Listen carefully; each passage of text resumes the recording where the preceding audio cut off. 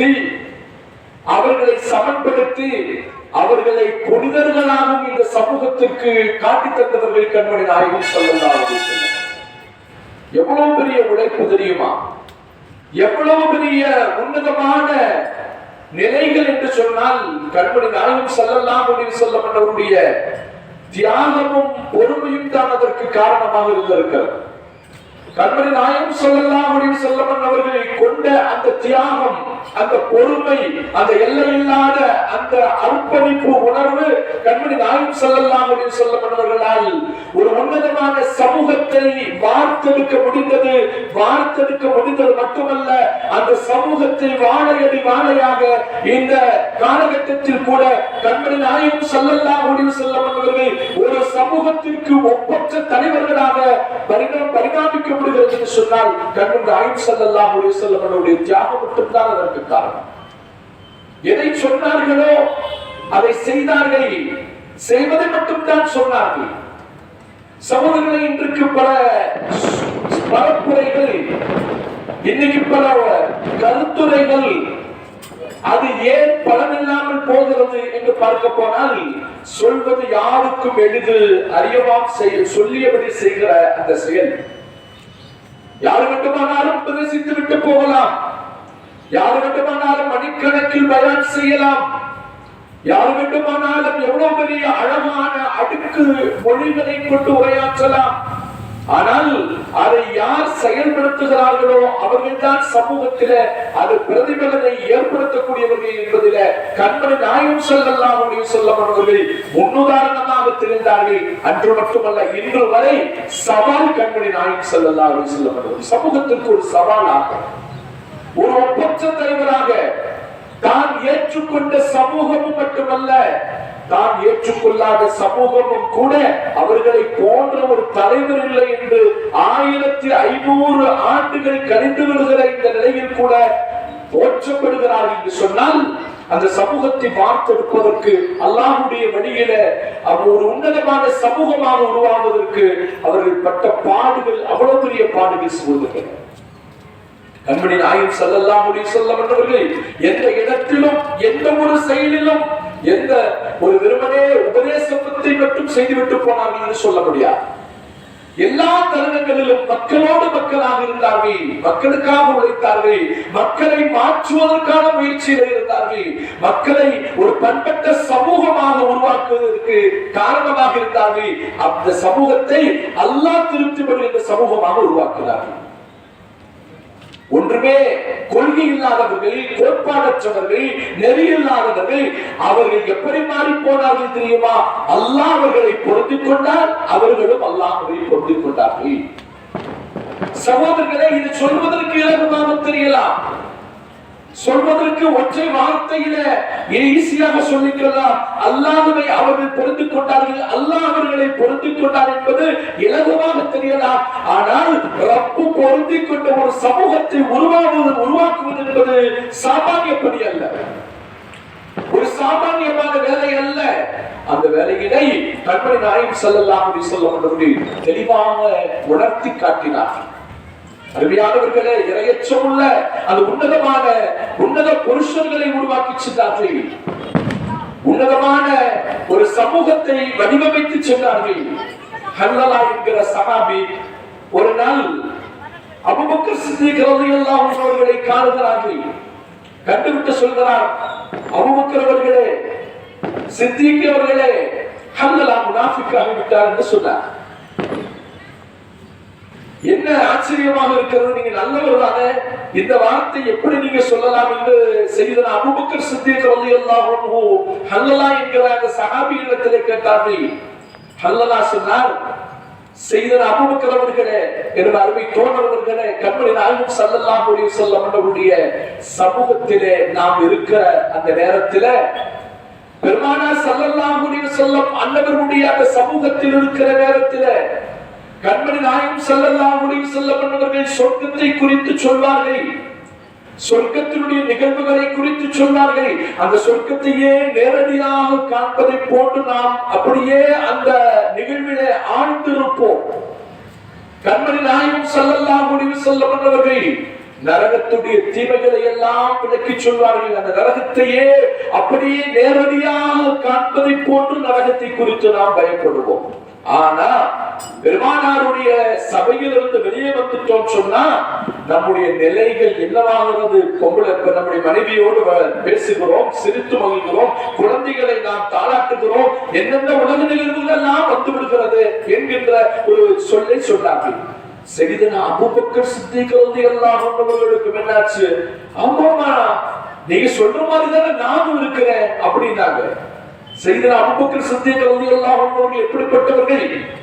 உலகத்தினுடைய ஒட்டுமொத்த மூமின்களுடைய ஈமானை ஒரு தட்டிலும், செய்தனா அபூபக்கர் சித்திக் ரலியல்லாஹு அன்ஹு அவர்களுடைய ஈமானை ஒரு தட்டில் வைத்தால், செய்தனா அபூபக்கர் சித்திக் ரலியல்லாஹு அன்ஹு அவர்களுடைய ஈமான் தான் கணத்தால் தாழ்ந்து விடும் அளவிற்கு ஈமானிலே உயர்ந்தவர்கள், உன்னதமானவர்கள், உன்னதமான சஹாபியாக இருந்தவர்கள். அந்த சஹாபி சொல்றாங்க, ஆமாம் அல்லா, எனக்கும் அப்படித்தான் இருக்கு, எனக்கும் அப்படித்தான் இருக்கு.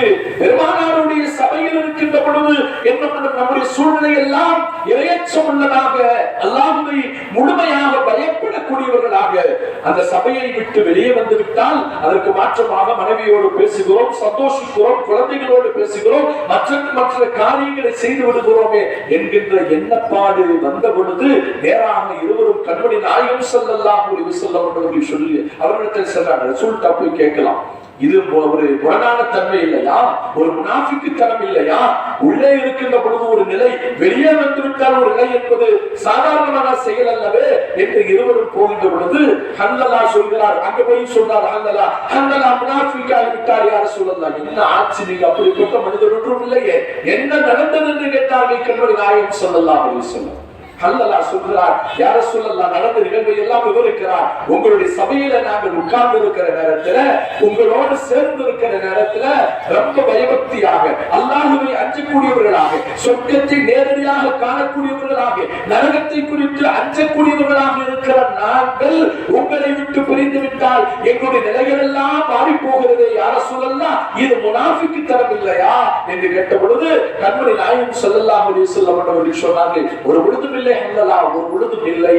அல்லாஹ்வினுடைய இந்த சபையில் இருப்பதை போல, இந்த அவையில் இருப்பதை போல எல்லா நேரத்திலும் நீங்கள் இருந்து விட்டால், எல்லா சமயத்திலும் உங்களுடைய நிலைமை அப்படி இருந்து விட்டால் உங்களை மலக்குகள் நேரடியாக வந்து முசாபஹா செய்வார்கள், வானக்கா செய்வார்கள் என்று சொன்னார்கள் கண்மணி நாயகம் ஸல்லல்லாஹு அலைஹி வஸல்லம். இந்த நிகழ்வுக்கு பிறகு சஹாபாக்கள் என்ன செஞ்சாங்க? நம்ம எல்லாம் சாதாரணமானவர்கள் தானே, இதெல்லாம் ஒரு பெரிய விஷயம் இல்ல அப்படி நினைக்கல. அதற்கு அடுத்தபடியாக தங்களுடைய வாழ்க்கையை எப்படி மாற்ற வேண்டும் என்று நினைத்தார்கள் சொன்னா, சஹாபாக்களும் தன்னிடத்தில் வந்து சலாம் சொல்ல வேண்டும், சஹாபாக்கள் நம்மிடத்தில் வந்து முஸாபஹா செய்ய வேண்டும் என்கிற அளவுக்கு தன்னை மாற்றுவதற்கான முயற்சி செய்தார். இரையச்சம் எல்லா நேரத்திலும் இருக்க வேண்டும். அண்ணனுடைய அவையில் இருக்கின்ற நேரத்தில் மட்டுமல்ல, அண்ணன் பெருமானார் ஸல்லல்லாஹு அலைஹி வஸல்லம் அவர்களை நேரடியாக காண்கிற தருணத்தில் மட்டுமல்ல, பெருமானாரை பிரிந்ததற்கு பிறகும், பெருமானார் விட்டு மறைந்து வந்ததற்கு பிறகும் அல்லாஹ்வுடைய பயமும் ரசூலுடைய அவருடைய சொற்களும் தன்னுடைய உள்ளத்திலே நிறைந்திருக்க வேண்டும் என்பதற்காக அப்படிப்பட்ட வாழ்க்கையை மாற்றிக் கொண்டவர்களில் உன்னதமான சஹாபாக்கள். அருமையானவர்களே, அருமை சஹாபி இம்ரான் இப்னு ஹஸீன் ரலியல்லாஹு அன்ஹு மிக உன்னதமான சஹாபி. கண்மணி நாயகம் ஸல்லல்லாஹு அலைஹி வஸல்லம் அவர்களோடு ஒரு யுத்தத்திலே கலந்து கொண்டு மிக உன்னதமான சஹாபியாக வாழ்ந்து கொண்டிருந்தவர்கள். அவர்களுக்கு திடீர்னு வயிற்றில் ஒரு கட்டி ஏற்படுகிறது. அந்த காலகட்டத்தில் ஒரு காலகட்ட மருத்துவத்துடைய பெரிய வளர்ச்சி எல்லாம், விஞ்ஞானங்கள் எல்லாம் வளராத காலம் அல்லவா அந்த காலம். அந்த காலகட்டத்தில் இம்ரான் இப்னு ஹஸீன் ரலியல்லாஹு அன்ஹு அவர்களுக்கு வயிற்றில் ஏற்பட்ட அந்த கட்டியை அறுவை சிகிச்சை செய்து வெளியே எடுக்க வேண்டும் என்கிற ஒரு நிலை வந்த பொழுது இம்ரான் இப்னு ஹஸீன் ரலியல்லாஹு அன்ஹு அவர்கள் அந்த கட்டியை அகற்றியதற்கு பிறகு ஒரு பக்கம் பாதிக்கப்பட்டவர்களாக, அவர்கள் செயல் இழந்தவர்களாக ஆகிவிட்டார்கள். அருமையானவர்களே, அந்த செயல் இம்ரான் இப்னு ஹசீன் ரலியல்லாஹு அன்ஹு 1 வருஷம் 2 வருஷம் அல்ல, 5 வருஷம் 10 வருஷம் அல்ல, கிட்டத்தட்ட 30 ஆண்டுகள் இம்ரான் இப்னு ஹசீன் ரலியல்லாஹு அன்ஹு அவர்கள் அந்த நோயினால் பாதிக்கப்பட்டு படுக்கையில வீழ்ந்து கிடந்தார். ஒரு தோழர் வருகிறார், இம்ரான் இப்னு ஹசீன் ரலியல்லாஹு அன்ஹு அவர்களை சந்தித்து விட்டு சொல்கிறார், நான் உங்களை பார்க்க வருவதற்காக பல நாட்கள் யோசனை செய்தேன். இந்த நிலையில் இவரை காண வேண்டுமா, இவரை இந்த நிலையில் போய் பார்க்க வேண்டுமா என்பதற்காக பல ஆண்டுகள் யோசனை செய்து மனதை திடப்படுத்திக் கொண்டு சரி பார்த்து விடலாம் என்கிற ஒரு முடிவை எடுத்துக்கொண்டு உங்களை பார்க்க வந்திருக்கிறேன் என்று சொன்னார் அந்த சஹாபி. இம்ரான் இப்னு ஹசீன் ரலியல்லாஹு அன்ஹு சொன்னாங்க, அப்படி என்ன ஆச்சு, நீங்க ஏன் வருத்தப்பட வேண்டும், நீங்கள் ஏன் உங்கள் மனம் இவ்வளவு கஷ்டப்பட வேண்டும், நீங்க உட்கார்றதையே விரும்பவில்லை தோழரே, அல்லாஹ்வுடைய இந்த விதியை நான் பொருந்திக் கொண்டேன், அல்லாஹ் எனக்கு ஏற்படுத்திய இந்த விதியை நான் பொருந்திக் கொண்டேன் என்று சொன்னார்கள். ஒரு சஹாபி கூட்டமாக சஹாபாக்கள் இருக்கிறார்கள். தோழரே, எவ்வளவு உன்னதமான சஹாபியாக திகழ்ந்தவர்கள், எவ்வளவு பெரிய ஒரு மதிப்புக்குரியவராக நீங்கள் வாழ்ந்தவர்கள், எவ்வளவு பெரிய உன்னதமான நிலையில் இருந்தவர்கள் இந்த நிலையில் கிடப்பதை கண்டு நாங்கள் வருத்தம் அடைகிறோம் என்று சொல்ல பொழுது, நான் காணுகிற காட்சியினை நீங்கள் காண்பீர்களேயானால், நான் எனக்கு அல்லாஹ் தந்த இந்த உன்னதமான நிலையை நீங்கள் உணர்வீர்களேயானால் ஒரு பொழுதும் நான் நினைக்க மாட்டீர்கள், நான் இந்த நிலையை பொருந்திக் கொண்டு அல்லாஹ் எனக்கு இத்தனை ஆண்டுகள் இவ்வளவு பெரிய கஷ்டத்தை கொடுத்தானே என்பதை ஒரு நாளும் நான் கஷ்டமாகவே கருதல. மலக்குகளோடு பேசுகிறேன், மலக்குகளுடைய சலாமுக்கு பதில் சொல்கிறேன், மலக்குகளுடைய துஆவிற்கு ஆமீன் சொல்கின்ற தன்மையை நான் தந்திருக்கிறார். எப்படிப்பட்டவர்கள் தெரியுமா, முஸ்தஜாபு துஆ. இம்ரான் இப்னு ஹசீன் ரலியல்லாஹு அன்ஹு அவர்கள் சில சஹாபாக்களிலே, தேர்ந்தெடுக்கப்பட்ட சஹாபாக்களிலே துஆக்கள் செய்தால் அங்கீகாரம் செய்யப்படுகின்ற, அல்லாஹ்விடத்திலே கரமேந்தினால் அந்த துஆ உடனடியாக ஒப்புக்கொள்கின்ற ஒரு உன்னதமான நிலையிலே இருந்த சஹாபி 30 ஆண்டுகளில் படுத்த படுக்கையில் இருந்த பொழுது கூட, படுத்த படுக்கையில் கிடந்த பொழுது கூட தன்னை அல்லாஹ்வை நிந்திக்க இன்னைக்கு என்ன செய்யறோம், நாலு சேர்ந்த மாதிரி காய்ச்சல் வந்துட்டா, ரப்பே நீ இவ்வளவு கஷ்டப்படுத்திட்டானே, இவ்வளவு துன்பப்படுத்திட்டானே, இவ்வளவு பெரிய வேதனையை அழித்து விட்டானே என்று சொல்கிறோம். சகோதரர்களை, நல்ல நிலையில் வாழ்ந்து கொண்டிருப்போம், நல்ல செல்வ செழிப்பான நிலையில இருந்து கொண்டிருப்போம், ஏதாவது ஒரு கஷ்ட நிலை, ஏதாவது ஒரு துன்ப நிலை, பொருளாதாரத்திலே சறுக்கி நிற்கின்ற பொழுது அவன் பேசுகிற பேச்சிருக்கே, ரப்பு இத்தனை நாள் இவ்வளவு அழகா கொடுத்தானே, இவ்வளவு நேரத்தை கொடுத்தானே என்பதையெல்லாம் மறந்துவிட்டு நீ அல்லாஹ் இப்படி பார்க்கிறார், கண் இல்ல காது இல்லை என்றெல்லாம் பேச விட்டுவோம். ஆனால் அந்த உன்னதமான சஹாபி அல்லாஹ்விடத்திலே கரமேந்தினால் போதும், ரப்பே என்னுடைய நிலைமையை நீ மாற்று, என்னை இந்த நிலையிலிருந்து மாற்று என்று அவர்கள் துஆ செய்தார்கள். அல்லாஹ் ரப்பல் ஆலமீன் அவர்களுக்கு சுகமான வாழ்வை கொடுத்து விடுவார். காரணம் துஆ மக்பூல் ஆகின்ற உன்னதமான தன்மையை பெற்றவர்கள். ஆனால் என்ன செஞ்சாங்க, அல்லாஹ் கொடுத்த, அல்லாஹ் தந்த அந்த நிலைகளை பொருந்திக் கொண்டார்கள். அந்த நிலையிலேயே வாழ்ந்து 30 ஆண்டுகள் கடந்தவர்கள் மரணித்தார்கள் என்று சொன்னால் அவருடைய ஈமான் தரஜாக்களை பார்க்கிறோம். கண்மணி நாயகம் ஸல்லல்லாஹு அலைஹி வஸல்லம் அவர்கள் எப்படிப்பட்ட சமூகத்தை பார்த்தெடுத்தார்கள், இறையச்சமுள்ள வாழ்வு, இறையச்ச பண்புள்ள ஒரு உன்னதமான நிலைகளை கண்மணி நாயகம் ஸல்லல்லாஹு அலைஹி வஸல்லம் அவர்கள் எப்படி உருவாக்கி தந்தார்கள் என்பதை பார்க்கிறோம். இன்று மாற்றார்களும் போற்றுகிறார்கள், மாற்றார்களும் பெருமையோடு அவர்களை கருதுகிறார்கள், மாற்றார்களும் கண்மணி நாயகம் ஸல்லல்லாஹு அலைஹி வஸல்லம் அவருடைய வாழ்க்கையை போற்றுகிறார்கள் என்று சொன்னால் சொன்னதை செய்தார்கள், செய்ததைத்தான் சொன்னார்கள். பெருமானார் ஸல்லல்லாஹு அலைஹி வஸல்லம் அவருடைய வாழ்க்கை வெறும் உபதேசமாக ஒரு காலத்திலும் இருந்ததில்லை. இவ்வளவு பெரிய உன்னதமான, இவ்வளவு பெரிய அப்பழுக்கற்ற ஒரு சமூகத்தை வார்க்கெடுத்த முடிந்த பெருமானார் ஸல்லல்லாஹு அலைஹி வஸல்லம் அவர்களுக்கு ஈஸியா சொன்னா அவர்கள் பட்ட பாடுகள் அவ்வளவு பெரிய பாடுகள், எவ்வளவு கஷ்டப்பாடுகள், எவ்வளவு சிரமங்கள், எவ்வளவு பெரிய கஷ்டங்களான நிலையில் கூட கண்மணி நாயகம் ஸல்லல்லாஹு அலைஹி வஸல்லம் அவர்கள் இந்த சமூகத்திற்காக அவர்கள் ஆற்றிய பணிகளை நாம் நினைத்து பார்க்கிறோம். ரம்யானவர்களே, பெருமானார் ஸல்லல்லாஹு அலைஹி வஸல்லம் அவர்கள் ஒரு தன்னை தலைவராக, தன்னை ஒரு அதிபராக, தான் ஒரு தலைவன் என்கிற மமதையை கண்மணி நாயகம் ஸல்லல்லாஹு அலைஹி வஸல்லம் அவர்கள் எந்த சமயத்திலும் இருந்தார்கள் என்பதை சொல்லவே முடியாது. மக்களோடு மக்களாக இருந்தார்கள். கந்தக் யுத்தம் நடக்கிறது.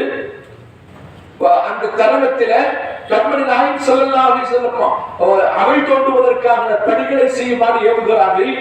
சஹாபாக்களுக்கு எல்லாம் இடங்களை பிரித்து கொடுத்து அந்த பணிகள் நடந்து கொண்டிருக்கிறது. சஹாபாக்கள் பள்ளம் தோண்டி அகழ் தோண்டி யுத்தம் செய்வதற்காக வேண்டி அந்த பணிகளை செய்து கொண்டிருக்கிறார்கள்.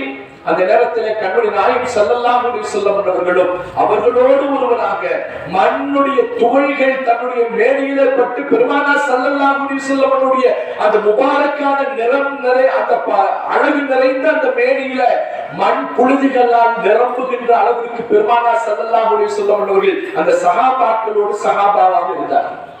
பெருமானார் ஸல்லல்லாஹு அலைஹி வஸல்லம் அவர்கள் ஒரு பொழுதும் தான் ஒதுங்கி நின்று வெறுமனே பயான் செஞ்சு பள்ளிவாசல் கெட்டவாய் இவ்வளவு நன்மை, போருக்கு போனாய் இவ்வளவு நன்மை, இந்த அகழ் யுத்தம் தோண்டினால் இந்த யுத்தத்திற்காக நீங்கள் செய்தால் இதில் செய்யப்படுகிற நிலைகள் மிக உன்னதமானது உயர்வானது, இந்த அகழை தோண்டினால் அல்லாஹ் இவ்வளவு பெரிய கூலியை கொடுப்பான் என்பதை மட்டும் சொல்லிவிட்டு செல்லல, கூட நின்று பணியாற்றினார்கள். சஹாபாக்கள் சொன்னார்கள், யார சொல்லலாம், ஓய்வெடுத்துக் கொள்ளுங்கள். அதே போல மதீனாவிற்கு வருகின்ற நேரத்தில் மஸ்ஜித் குபா கட்டப்படுகிறது. முதலாக அல்லாஹ்வால் இறையில்லமாக கட்டப்பட்டு மஸ்ஜிதுல் உஸ்ஸிஸ அலா தக்வா என்று அல்லாஹ் குர்ஆனிலே பெருமையோடு சொல்கின்ற அந்த மஸ்ஜிதை நாம் இன்னைக்கு மதீனாவுக்கு அருகிலே மதீனாவுடைய 2 கிலோமீட்டர் 3 கிலோமீட்டர் மஸ்ஜித் நபவியில் இருக்கிற பகுதியில காணுகிறோம். கண்மணி நாயகம் ஸல்லல்லாஹு அலைஹி வஸல்லம் மதீனாவுக்கு உள்ளே வர நேரத்தில் அந்த இடத்தை வாங்கி விலை கொடுத்து வாங்கி அந்த மஸ்ஜிதை கட்டினாங்க. கட்டும் பொழுது பெருமானார் ஸல்லல்லாஹு அலைஹி வஸல்லம் வெறுமனே உபதேசிக்கக்கூடியவர்களாக மஸ்ஜிதுடைய சிறப்புகளை மட்டும் சொல்லிக் கொடுக்கக்கூடியவர்களாக இருக்கிறார். அருமையானவர்களே, அவர்களோடு இணைந்து பணியாற்றி எல்லா வேலைகளையும் செய்து தலைவன் என்பது அவர்களுக்கு செயலின் மூலமாக உணர்த்துவதுதான், செயலின் மூலமாக ஒரு நன்மையை உணர்த்துவதுதான் என்பதை பெருமானார் ஸல்லல்லாஹு அலைஹி வஸல்லம் அவர்கள் சமூகத்திற்கு காட்டினார்கள். பெண்களை நான் முன்னால் சொன்ன மாதிரி பெண்கள் பிறந்தால் அவர்கள் சமூகத்தினுடைய அவலம் என்று நினைத்த காலகட்டத்தில், பெண் குழந்தைகளை கொஞ்சுவதை கூட கேவலம் என்று கருதிய காலகட்டத்தில் ஸைனப் ரலியல்லாஹு அன்ஹா பெருமானார் ஸல்லல்லாஹு அலைஹி வஸல்லம் அவர்கள் தனது மகளான ஸைனப் ரலியல்லாஹு அன்ஹா அவருடைய மகள் உமாமா அவர்களை தொழுகையின் பொழுது தோளிலே வைத்துக் கொண்டு தொழுவார்கள். கண்மணி நாயகம் ஸல்லல்லாஹு அலைஹி வஸல்லம் குழந்தைய தோளிலே ஏற்றி வைத்து தக்பீர் கட்டி தொழுவார்கள். கீழே ருக்குவுக்கு செல்லும் பொழுது குழந்தையை இறக்கி விட்டு சஜிதாவெல்லாம் முடிந்ததற்கு பிறகு மீண்டும் நிலைக்கு வரும் பொழுது அந்த குழந்தையை மீண்டும் தோளிலே வைத்துக் கொண்டு தொழுவார்கள். கண்மணி நாயகம் ஸல்லல்லாஹு அலைஹி வஸல்லம் இந்த சமூகத்துக்கு உணர்த்தினார்கள். இபாதத்துடைய நேரத்தில் கூட அந்த குழந்தைகளை கொஞ்சுவதோ அந்த குழந்தைகளை தூக்கி வைத்து கொண்டாடுவதோ குற்றமல்ல என்பதை இந்த சமூகத்திற்கு உணர்த்துவதற்காக தனது பேத்தி உமாமா ரலியல்லாஹு அன்ஹா அவர்களை அப்படி அழகான முறையில வளர்த்தார்கள் என்று சொன்னால் இந்த சமூகத்திற்கு பல நேரத்தில் பாடமாக கண்மணி நாயகம் ஸல்லல்லாஹு அலைஹி வஸல்லம் உணர்த்தினார்கள். பெருமானார் ஸல்லல்லாஹு அலைஹி வஸல்லம் அவர்களுடைய வாழ்க்கை முழுவதுமே பெருமானார் ஸல்லல்லாஹு அலைஹி வஸல்லம் அவருடைய வாழ்க்கை முழுமையுமே எதை சொன்னார்களோ அதைத்தான் செய்தார்கள், எதை செய்தார்களோ அதைத்தான் சொன்னார்கள். இந்த சமூகத்திற்கு மிக உன்னதமான பாடமாக கண்மணி நாயகம் ஸல்லல்லாஹு அலைஹி வஸல்லம் அவர்கள் திகழ்கிறார்கள். அத்தகைய உன்னத நபியினை பின்பற்றி வாழ்கின்ற சமூகமாக அல்லாஹ் நம்மை மாற்றெடுப்பானாக. வாஹிரு தஅவானா அல்ஹம்துலில்லாஹி ரப்பில் ஆலமீன். அஸ்ஸலாமு அலைக்கும் வ ரஹ்மத்துல்லாஹி வ பரகாத்துஹு.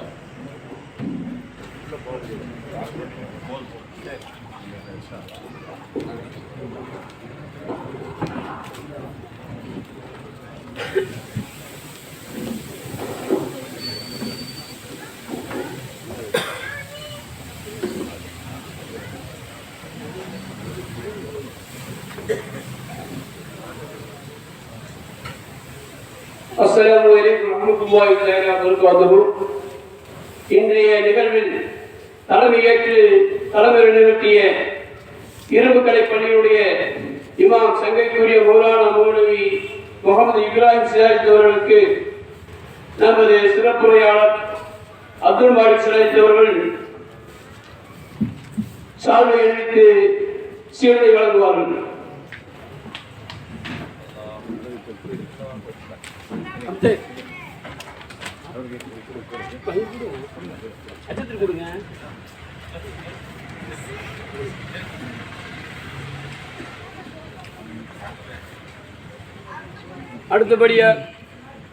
அடுத்தபடியாக முன்னிலை வகித்த பாரதி நகர் பள்ளியுடைய இமாம் சங்கைக்குரிய மௌலானா மௌலவி ஏஆர் முகமது ஃபாரூக் வசன எழுதித்தவர்களுக்கு நமது தலைமை உரையாற்றிய முகமது இப்ராஹிம் சிராஜ் அவர்கள் சால்வை அளித்து சீல்டை வழங்குவார்கள்.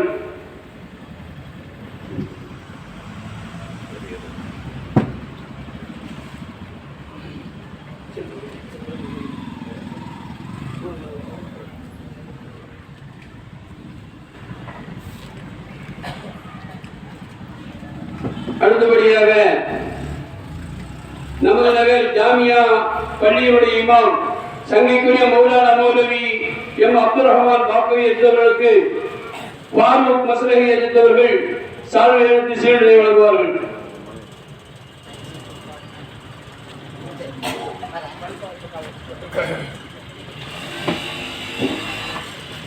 இப்பொழுது பயான் தொடர்ந்து உள்ளது. அஸ்ஸலாமு அலைக்கும் வரஹ்மத்துல்லாஹி வபரகாத்துஹு. السلام عليكم ورحمة الله وبركاته. الحمد لله والصلاة والسلام على رسول الله. أما بعد فأعوذ بالله من الشيطان الرجيم. بسم الله الرحمن الرحيم. وهو الذي خلق من الماء بشرا فجعله نسبا وصهرا. وقال النبي صلى الله عليه وسلم: يحرم من الرضاعة ما يحرم من الولادة. صدق الله العظيم وصدق رسوله النبي الكريم. اللهم صل على سيدنا محمد وعلى آل سيدنا محمد وبارك وسلم عليه. அளவில் அருளும் நிகரில் அன்பும் கொண்ட எல்லாம் அல்ல அல்லாஹ்வின் திருநாமம் போற்றி ஆரம்பம் செய்கின்றேன். சாந்தியும் சமாதானமும் ஈருலக சர்தார் அகிலத்த நறுக்கொடை பிரபஞ்சத்தின் பேரொடி நம் உயிரின மேலாகிய கண்மணி நாயகம் ஹஜ்ரத் முஹம்மது ரசூலுல்லாஹ் ஸல்லல்லாஹு அலைஹி வஸல்லம் அன்னவர்களின் மீதும் அன்னாரின் அடிச்சுவற்றை பின்பற்றி வாழ்ந்து வழிகாட்டிய உத்தம சத்திய சஹாபாக்கள், தாபிஈன்கள், தபஅத் தாபிஈன்கள், அவுலியாக்கள், நாதாக்கள், ஷுஹதாக்கள், இந்த மீலாது பெருவிழாவில் சங்கமித்திருக்கிற நாம் நம் மக்கள், உலக மூமின்கள் அனைவர் மீதும் அல்லாஹ்வின் பேரருள் என்றென்றும் நின்று நிலவட்டுமாக. ஆமீன். அல்ஹம்துலில்லாஹ். பரக்கத்து நிறைந்த இந்த தொடர் சொற்பொழிவிற்கு தலைமையேற்று நடாத்தி கொண்டிருக்கிற சங்கைக்குரிய முகமது இப்ராஹிம் சிராஜி ஹஸரத் கிப்லா அவர்களே, முன்னிலை வகிக்கக்கூடிய முகமது ஃபாரூக் மஸ்லஹி ஹஸரத் அவர்களே, அப்துல் ரஹ்மான் பாக்கவி ஹஸரத் அவர்களே, விழா குழுவினர்களே, இந்திய யூனியன் முஸ்லிம் லீக்கினுடைய போராளிகளே, வந்திருக்கிற மோமின்களே, அருமை தாய்மார்களே, சகோதரர்களே, இளைஞர்களே, உலகத்தில் ரப்புல் ஆலமீன் அவருடைய பேர் அற்புதங்களில் ஒன்றாக மன வாழ்க்கையை அல்லாஹ் அமைத்து தருகிறார். திருமணம் குறித்து அல்லாஹ் பேசி வருகிற பொழுது அல்லாஹ்வுடைய நிறைய அத்தாட்சிகளில் ஒன்று உங்களுக்கான ஜோடியை உங்களிலிருந்தே படைத்தது.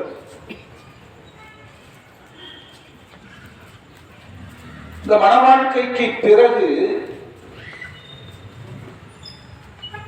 அல்லாஹ்வுடைய மிகப்பெரிய அன்பளிப்பாக அவர் கொடுப்பது குழந்தை பாக்கியம். இந்த டாக்டர்கிட்ட போய் செக்அப் பண்ணும் போது அவங்க சொல்லுவாங்க, கங்கராச்சுலேஷன், நீங்க தாயாயிட்டீங்க. ஒரு குழந்தை உருவாகிற பொழுது உறவுகளும் உருவாகிறது. அல்லாஹ்வும் அல்லாஹ்வுடைய ரசூலும் இந்த உறவுகளை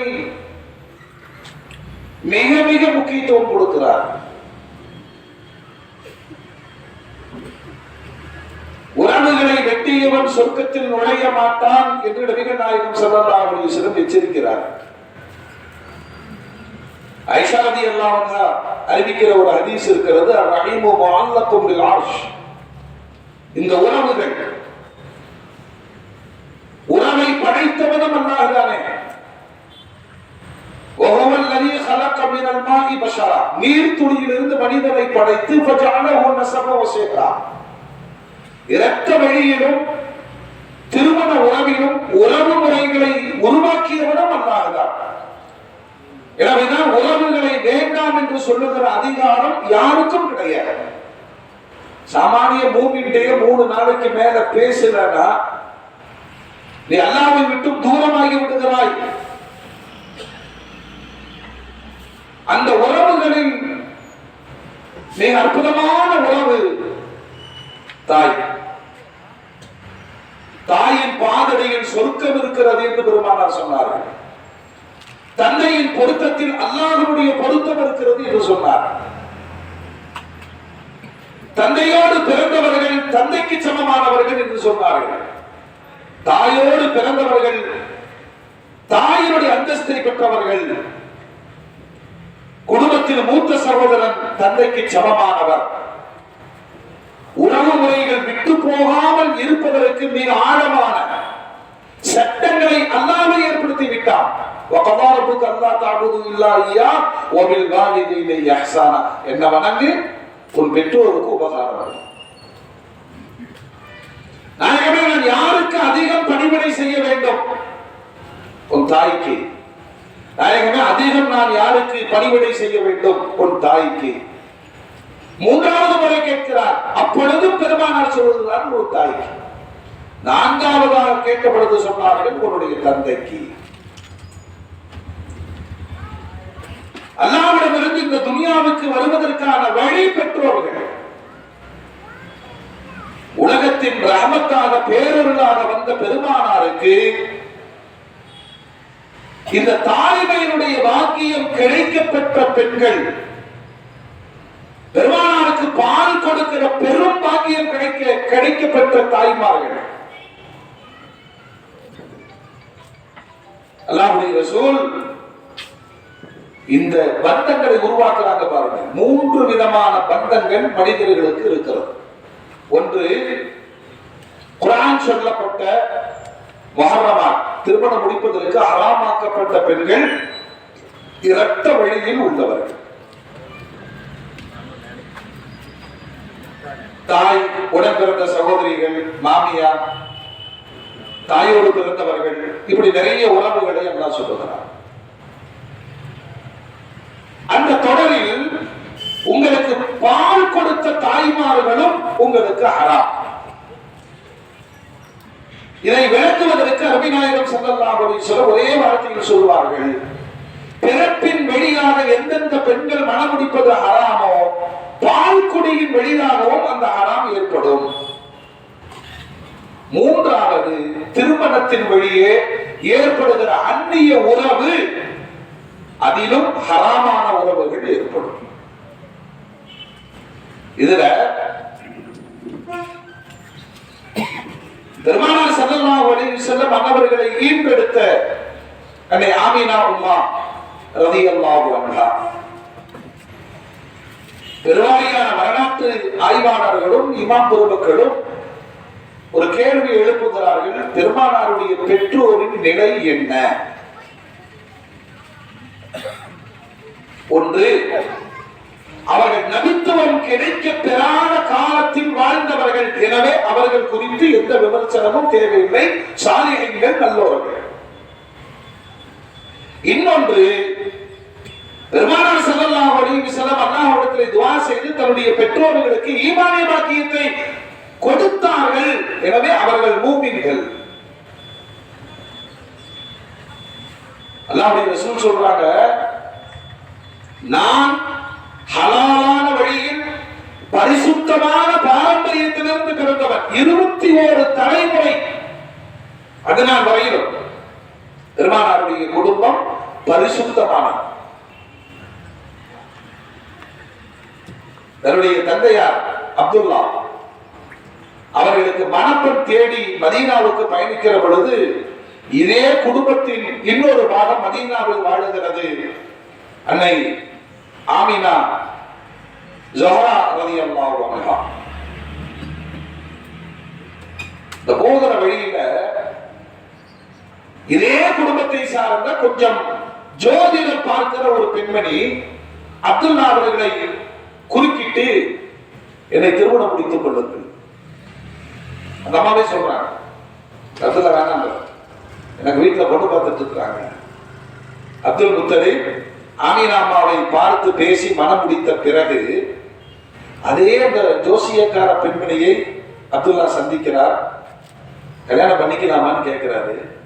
அந்த பெண் ஒரு வார்த்தை சொல்லுகிறார், முன்பே நான் உங்களை திருமணம் முடித்துக் கொள்வதற்கு உங்களிடம் கேட்டு வந்தேன். ஏன் தெரியுமா? ஏன் தெரியுமா? உங்களுடைய நெற்றியில் ஒரு ஜோதி இருந்தது. ஏன்னா அந்த சமூகமே பெருமானாரை எதிர்பார்த்து காத்திருந்த காலம். அந்த ஜோதி உங்கள் நெற்றியில் இருந்து இடமாறிவிட்டது. நீங்கள் இப்பொழுது எனக்கு தேவையில்லை. அந்த ஜோதி யாரு சொல்லுங்க? அந்த யாரு? முஹம்மது ஸல்லல்லாஹு அலைஹி வஸல்லம். பண்டைய வேதங்கள் வழியாக தொடர்ந்து சொல்லப்பட்ட செய்தி அரபு சமூகத்திலே செவிவழி செய்தியாக பெருமானாரை எதிர்பார்த்து காத்திருந்தார்கள். அதுல இன்னொரு ஜோசியக்காரி பெருமானாரை கண்டுபிடிப்பதற்கான ஒரு யுக்தியை செய்து கொண்டிருந்தார். இந்த காபத்துல்லாஹ் மக்காம் இப்ராஹிம் ஒன்று இருக்கு இல்லையா, அதுல என்ன இருக்கு? பெருமானார் இப்ராஹிம் அலைஹிஸ்ஸலாத்துடைய பாதடி, அதுக்குள்ள களிமண்ணை போட்டு வெளியில எடுத்து அந்த காலச்சை வைத்துக் கொண்டு வருகிற எல்லோரிடத்திலும் காலை வையுங்கள், காலை வையுங்கள். அந்த வரலாற்று செய்தி என்ன தெரியுமா? மகாம இப்ராஹிமுடைய பாதடி யாரோடு ஒத்து போகிறதோ அவர்தான் கடைசி நபி. 19 வயதில் பெருமானாருடைய பாதடி அது பொருந்தி போனது. அவன் ஊரெல்லாம் சொன்னால் இவர் தான் எதிர்பார்க்கப்பட்ட இறுதி நபி என்று. அல்லாஹ் அக்பர். மனம் முடித்து கருவறையில் கண்மணி நாயகம் ஸல்லல்லாஹு அலைஹி வஸல்லம் இடமாறிய பிறகு அல்லாஹ்வுடைய நாட்டத்தின்படி வணிகத்திற்கு சென்ற அப்துல்லா ரலியல்லாஹு அன்ஹு மரணித்து விடுகிறார்கள். பச்சிளம் குழந்தையோடு மக்கா திரும்புகிறார்கள். அன்னை ஆமினா ரலியல்லாஹு அன்ஹா பெத்த தாயிட்ட 7 நாட்கள் பால் குடித்தார். 7 நாட்கள். அதற்கு பிறகு பெருமானாருக்கு பால் கொடுக்கிற அந்த தாய்மையுடைய பெரும்பாக்கியம். ஆமினா அம்மா நிறைய செய்திகளை தன் கணவர் பற்றி, தன்னுடைய கர்ப்பகால நிலைகள் குறித்து, தன் அடிமை பெண்களிடத்திலேயும் குறிப்பாக அடிமத்து சாதியாவிடத்திலேயும் நிறைய செய்திகள் சொல்லி இருக்கிறார்கள். நீங்கள் நினைப்பதை போல நான் சாதாரண ஒரு குழந்தையை நான் சுமக்கவில்லை. இவர் கருத்தரித்து கருவில் இருக்கிற காலகட்டத்திலேயே அசரீரியாக எனக்கு நிறைய செய்திகள் சொல்லப்பட்டது. உலகத்தை வழிநடத்த போகிற ஒரு தலைவரை நீங்கள் சுமக்குவீர்கள்.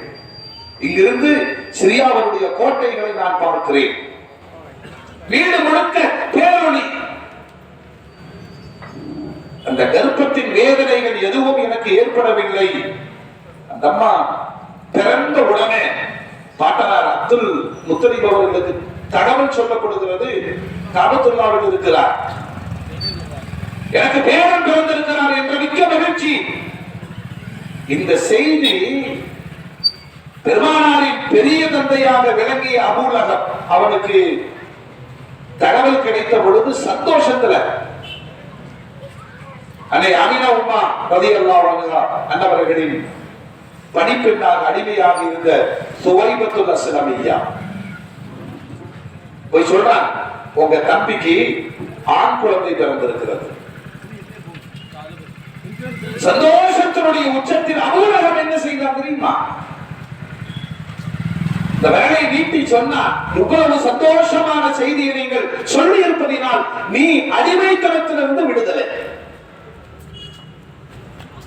பாருங்க, இவ்வளவு அன்பு கொண்டிருந்த அபூ லஹபுடைய கெட்ட முடிவு, பெருமானார் நபியாக வந்து முதல் பிரச்சாரத்தை சபா குன்றிலே தொடங்குகிற பொழுது எல்லாரையும் கூப்பிடுறாங்க, ஒவ்வொரு சமுதாயமாக கூப்பிடுகிறார்கள். அப்படி அழைப்பில அபூ லஹபும் வந்து நின்றார். பெருமானார் பேசினார்கள், நான் எங்க இருக்கிறேன்? மலைக்கு மேல். நீங்கள் எங்கே இருக்கிறீர்கள்? மலைக்கு கீழ். என்னால் மலையினுடைய 2 பகுதியிலும் பார்க்க முடியும். இந்த பக்கமும் பார்க்க முடியும், அந்த பக்கமும் பார்க்க முடியும். உண்மைதான். யாராவது படையெடுத்து வருகிறார்கள் என்று நாம் சொன்னால் நீங்கள் நம்புவீர்களா? நிச்சயம் நம்புவோம். எப்படி? நீங்கள் முஹம்மத், நீங்கள் அல் அமீன், நீங்கள் அஸ்ஸாதிக், உண்மைக்கு சொந்தக்காரர். இவ்வளவு நம்பரம் பெருமானார் அந்த சமூகத்திலே பெற்று வைத்திருந்தார்கள். இதெல்லாம் வாங்கிட்டு தான் சொல்றாங்க, உங்கள் தலைக்கு மேல் மரணம் காத்திருக்கிறது, வணக்கத்திற்குரியவன் அல்லாஹ் ஒருவன் மட்டுமே. அவ்வளவுதானே. இவ்வளவு நேரம் பெருமானாரை நல்லவர் என்றும் வல்லவர் என்றும் அமீன் என்றும் சாதிக் என்றும் சொன்ன சமுதாயம் கீழடிக்கிற அபூஜலுக்கு அபூலஹபுக்கு கடுமையான கோபம். பெருமானாரை பார்த்து சொன்னான், தப்பன் லக யா முஹம்மத் அலிஹாதா ஜமாஅத்தனா, நீ நாசமாம், இதற்குத்தான் எங்களை வர சொன்னாயா? பெருமானார் மௌனம் காத்தார்கள், ஆனால் அல்லாஹ் மௌனம் காக்கல. குர்ஆனுடைய வசனத்தை இறக்கினார், தப்பத் யதா, சொல்லுங்க, அபீ லஹபின் வ தப். இவன் சொன்னது நீ நாசமாகுங்க, அவ்வளவுதான்.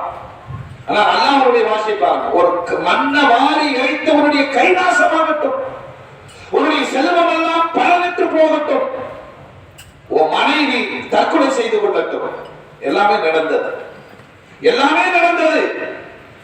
ஆனா இந்த அபூலஹப் யாருன்னா, பெருமானாரின் பிறப்பிற்காக சந்தோஷத்தினுடைய உச்சத்தில் தன் அடிமை சுவைபியா அல் அஸ்லமியா உரிமை விட்டார். தஃசீர்கள்ல உம்மஹாத்துக்கும் உல்லாத்தி அரவஅனக்கும், பால் கொடுத்த தாய்மார்கள் என்ற இந்த வசனத்தினுடைய விரிவுரை எழுதுகிற பொழுது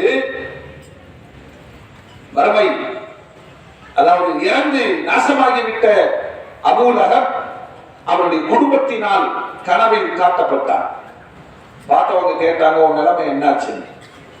அந்தோ கதி, என் வாழ்க்கை நஷ்டமடைந்து விட்டது. ஒன்றே ஒன்று,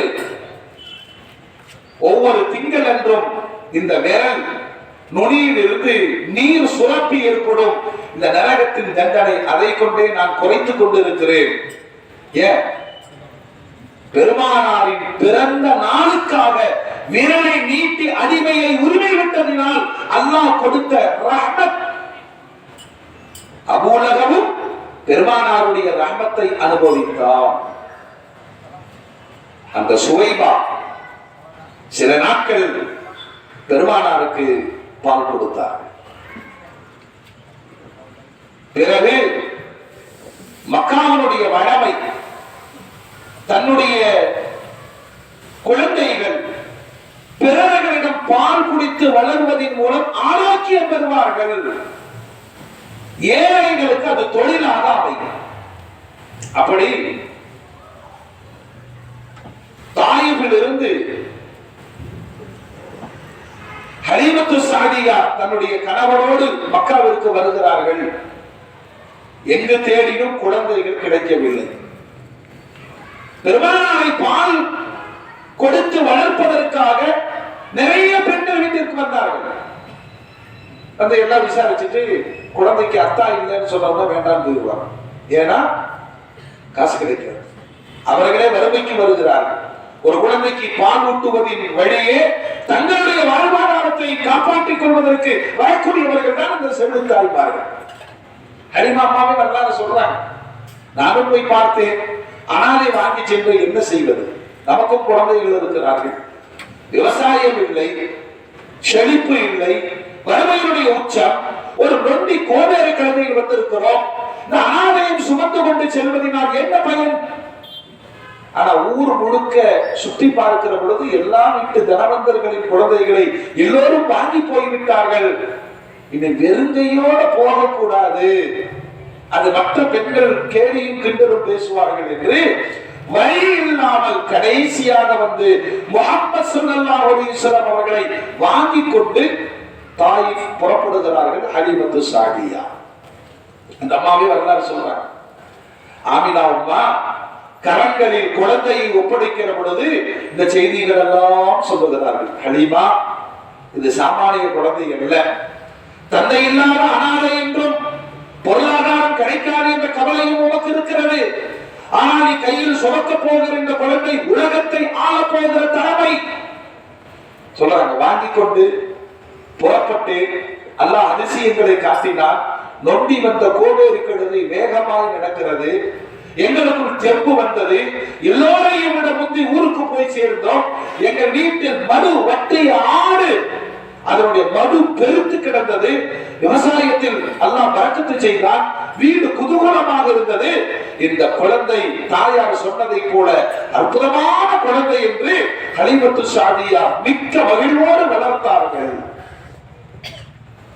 கொஞ்ச நஞ்சமா இல்ல. இளையதான் தன் பால்குடி சகோதரர் அப்துல்லா அவரோடு விளையாடி கொண்டிருக்கிற பொழுது ஒரு பயங்கரமான நிகழ்வு பெருமானாருக்கு சம்பவித்தது. ஹலீமாவின் மகன் ஓடோடி வந்து சொல்லுவார், இந்த அரபு சிறுவர் மக்காவுடைய சிறுவரை யாரோ 2 பேர் படுக்க வைத்து நெஞ்சை பிளந்து விட்டார்கள். ஷக்கு சதுர். பெருமானாருக்கு 2 முறை ஹார்ட் ஆபரேஷன் செய்யப்பட்டது. நெஞ்சம் பிளக்கப்பட்டது. ஜம்சம் நீரால் கழுவப்பட்டது. ஈமானால் நிரப்பப்பட்டது. சாமானிய மனிதர்களுக்கு ஏற்படுகிற எல்லா விதமான துர்க்குணங்களில் இருந்தும் அந்த நிகழ்வின் பின்னணியில் பெருமானார் பாதுகாக்கப்பட்டார்.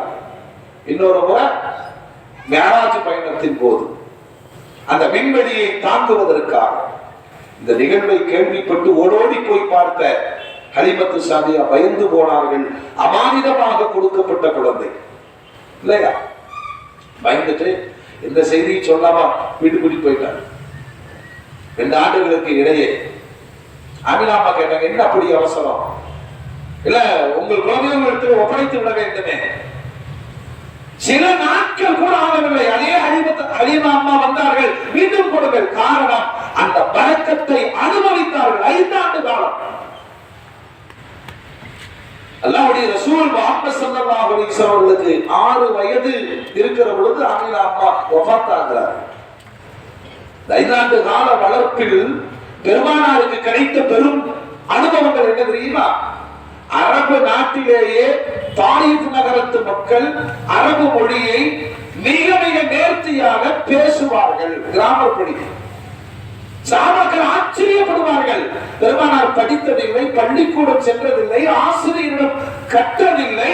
ஆனால் பெருமானார் பேசுகிற அரபு மொழி அவங்களே விளக்கம் கேட்பாங்க. இப்படி சொன்னீங்களே, இது என்ன? வார்த்தைக்கு விளக்கம் சொல்லுகிற ஆற்றல் பெருமானாருக்கு இருந்தது.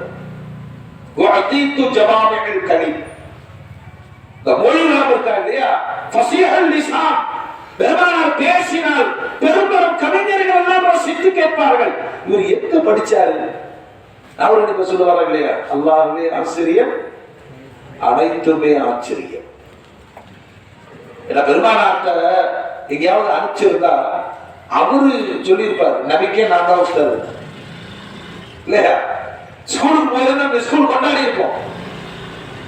அல்லாஹ்வே படிக்க வைத்தான். குர்ஆன்ல கேட்கறானே இல்லையா? وَعَلَّمَكَ مَا لَمْ تَكُنْ تَعْلَمْ. உங்களுக்கு தெரியாத எல்லா விஷயத்தையும் நான் கற்றுத் தந்தேன். அவ்வளவு அறிவு ஞானத்துடைய இந்த மொழி வளம் ஹலீமா அம்மாவின் அந்த வளர்ப்பில் வார்ப்பில் பெருமானார் ஸல்லல்லாஹு அலைஹி வஸல்லம் அவர்களுக்கு கிடைத்தது. மோமின்களே, இந்த தாய் பால் கொடுத்து வளர்த்தார். அதற்கான கூலிகளையும் பெற்றுக் கொண்டார். ஆனால் வளர்ப்பு தாய்க்கான சட்டம் என்ன? ஈண்டெடுத்த தாய்க்கு நிகரான மரியாதை. ஹலீமா அம்மா இஸ்லாத்தை ஏற்றுக்கொண்டார்கள், மதீனா வந்தார்கள், நாயகத்தோடு இருந்தார்கள். பெரும் உச்சத்திற்கு போன பெருமானார் வெளிநாட்டு தூதர்களோடு பேசிக் கொண்டிருக்கிற பொழுது பள்ளிவாசலின் வாசலில் ஒரு பெண் வந்து நிற்கிறார், அச்சடக்கமாக நிற்கிறார். அவரை பார்த்த மாத்திரத்தில் எழுந்து போய் பொன்னாடை போர்த்தி அவர்களிடம் நலம் விசாரித்து அவர்களுக்கு அன்பளிப்புகள் எல்லாம் கொடுத்து வாசல் வரை வழி அனுப்பிவிட்டு வருகிறார்கள். நடப்பதோ வெளிநாட்டு தூதர்களோடு விவாதம், சந்திப்பு, முக்கிய முடிவுகள். நம்மளும் கேட்போம்ல இல்லையா, என்ன பேசிட்டு இருக்கிறோம்? யாரது பொம்பளை? அல்லாஹ்வுடைய ரசூல் சொன்னார், என் தாய், எனக்கு அவருடைய தாய். ஹலீமாவை பார்க்கிற பொழுதெல்லாம் எழுந்து நிற்பார்கள் கண்மணி நாயகம் ஸல்லல்லாஹு அலைஹி வஸல்லம். அம்மா சமூகத்துக்கு சொல்லிக் கொடுக்கணும் தாயினுடைய அந்த அன்பும் தாயினுடைய அரவணைப்பும் தாயின் மீது காட்ட வேண்டிய மகத்துவம் காணாம போச்சு இல்லையா? இதெல்லாம் ஒண்ணும் தெரியாது. பசங்களுக்கு எல்லாம் கல்யாணம் ஆச்சுன்னா பட்டிமன்றம் நடக்கும். அம்மாவா தாயா தாராமா. இப்ப பசங்க என்ன செய்வானுங்க, அந்த பக்கம் விழுந்துட்டானுங்கள இப்படி பாப்பா பார்த்துட்டு ஏமா நீ சும்மா இருக்கலாமா பயான் யாருக்கு சொல்லுங்க. அப்படி கட்டிக்கிற மாதிரி இப்படி மனைவி பார்த்துட்டு அதான் சின்ன பிள்ளை விவரம் தெரியாது, நீ பேசாம இருக்கலாமே. இந்த அகத்தலோ இந்த கை நீட்டல நரகத்திற்கு கொண்டு போய் சேர்த்து விடும்.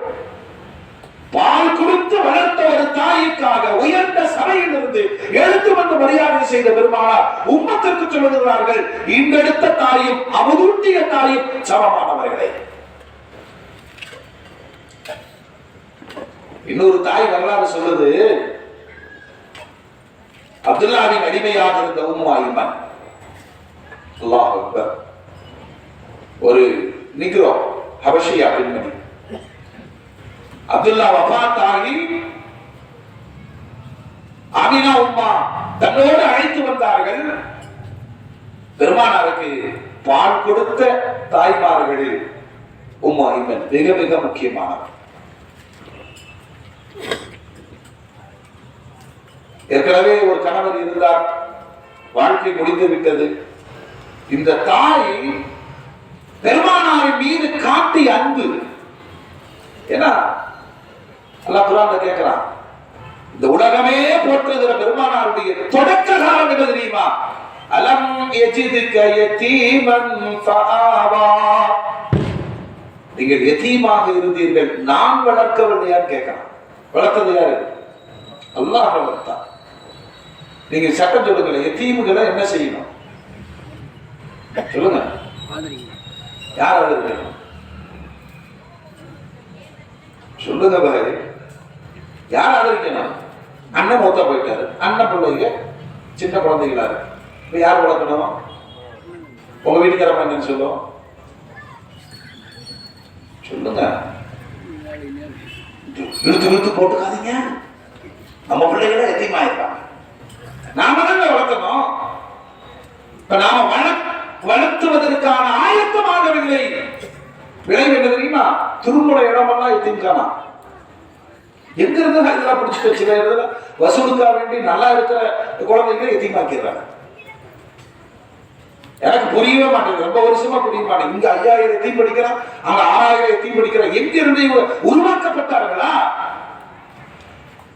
யார் எத்தீமை ஆதரிக்கிறாரோ நானும் அவரும் சொர்க்கத்தில் இப்படி இருப்போம் பெருமானார் சொன்னார்கள். அந்த சகிப்புத்தன்மை வருதுங்க. நம்ம வீட்டுல ஒரு விசேஷம், இன்னைக்கு எல்லாம் அக்கா தங்கச்சி குழந்தை எல்லாம் வர்றாங்க. நம்ம வீட்டுக்கார அம்மா பெரிய இபாதத்தோடு செஞ்சு வச்சோம், எல்லாத்தையும் எடுத்து ஒழிச்சு வச்சிருக்கோம். எது? சுட்டி சைக்கிள் எல்லாத்தையும்.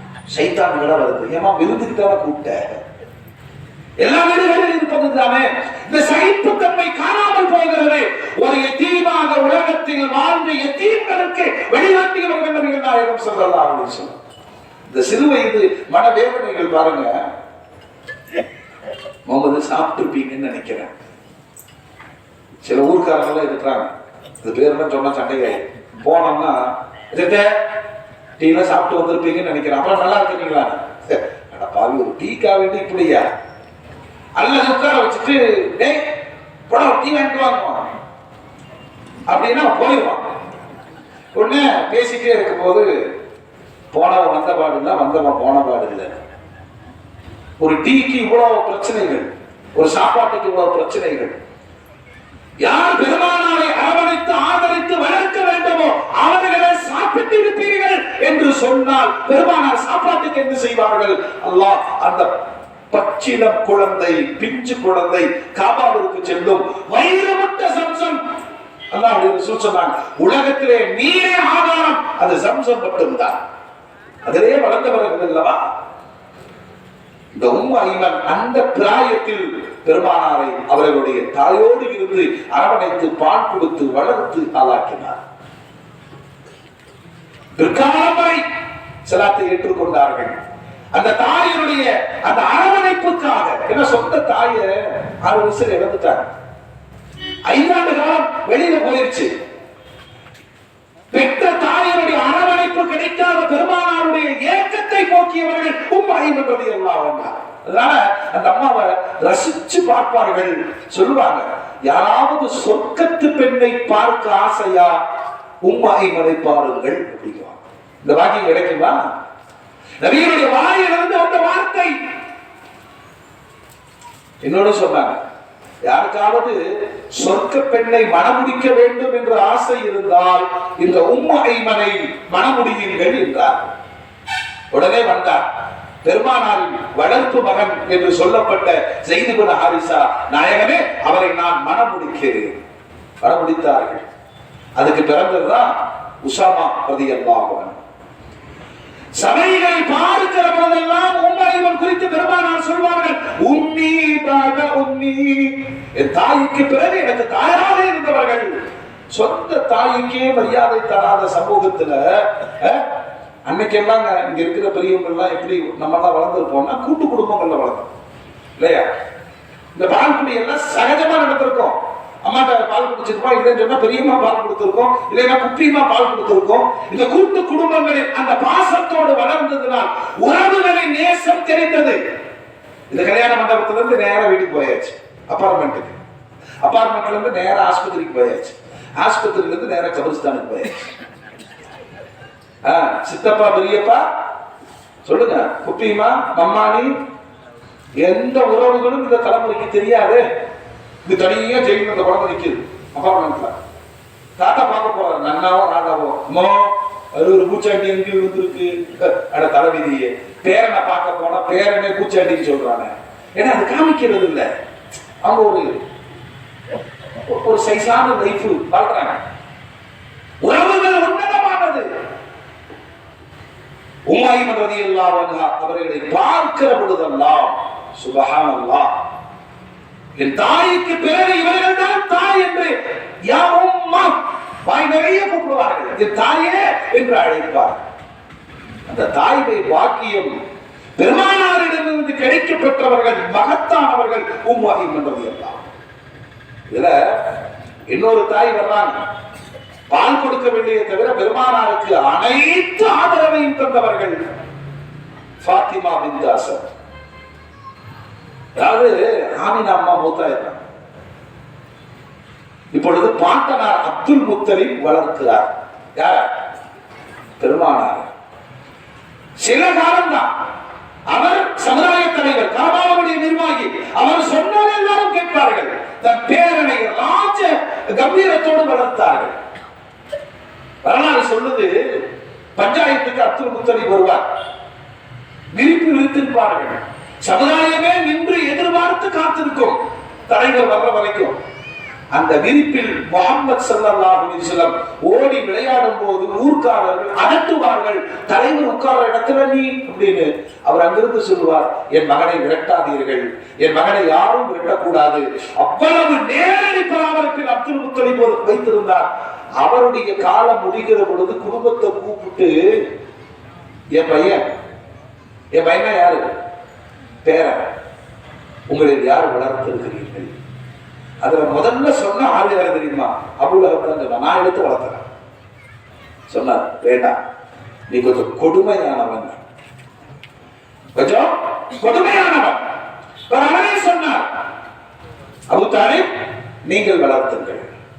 அபூ தாலிப் வேண்டாங்கிறார். ஏன்னா எனக்கே நிறைய குழந்தைகள் இருக்கிறது.